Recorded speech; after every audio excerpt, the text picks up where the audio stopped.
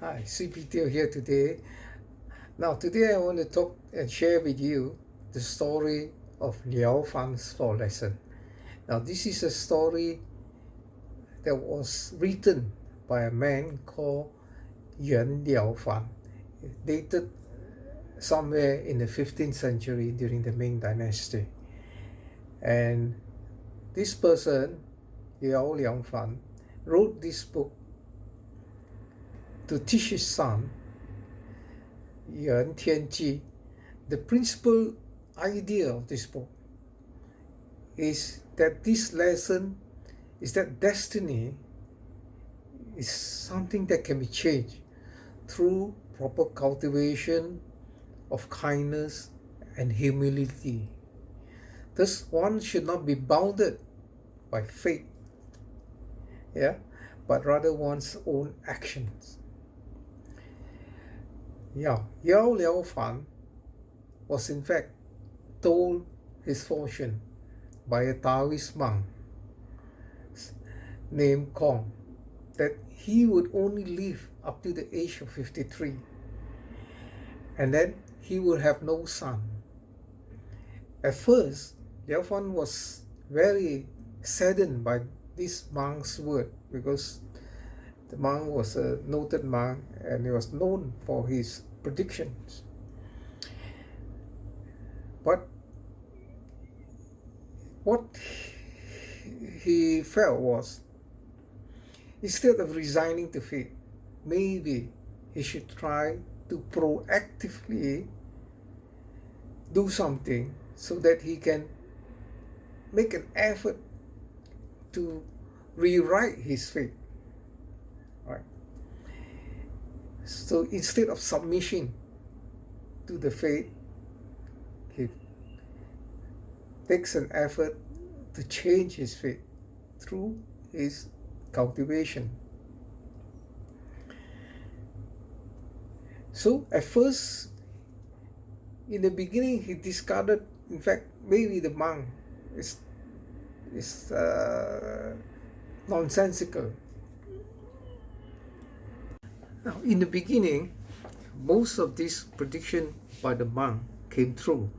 The monk told him he would be able to participate in the Chinese civil service exam and will be able to get through the exam and be promoted to a county level official.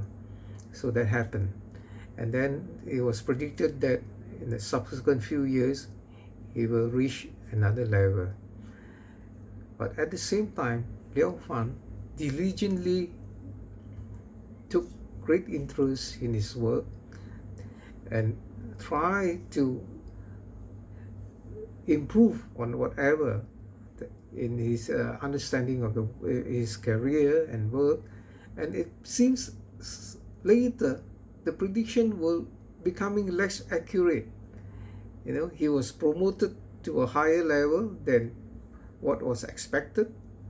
And remember, the monk told him that he would not be able to get married, but then he got married. The monk told him that he had no children, but then he had children. In fact, the monk told him that he will live until the age of 53, but in fact, he lived until the age of 73. So it's quite a fair bit off than that. And during when he was about 69, he wrote a book as a legacy to educate his children so that they will know what to do with their life. So the essence of this lesson, the first lesson was how you can create destiny. And the second lesson was to explain how to reform.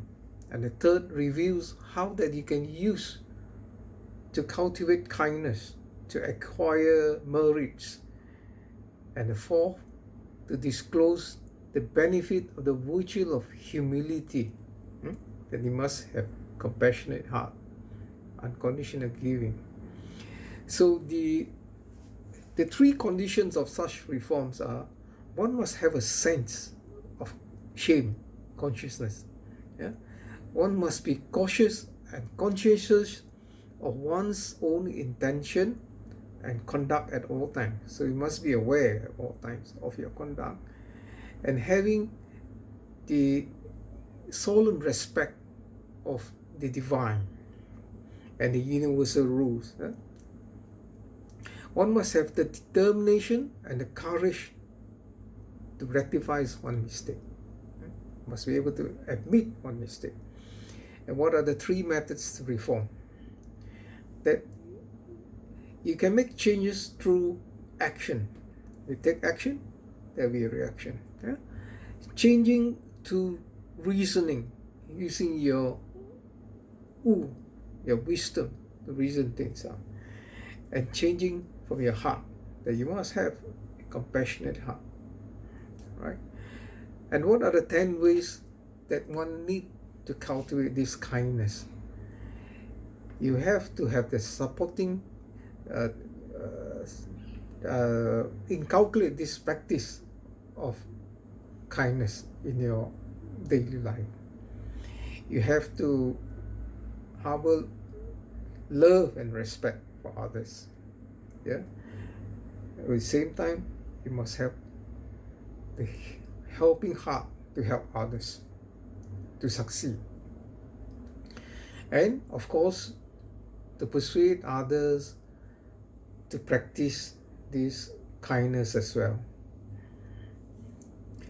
And helping those in desperate need in whatever way you can, up to your limit or ability. And developing public projects for the greater benefit of people. So you must feel that you are a part of society, and society is part of you. So what your action is required to help the society progress.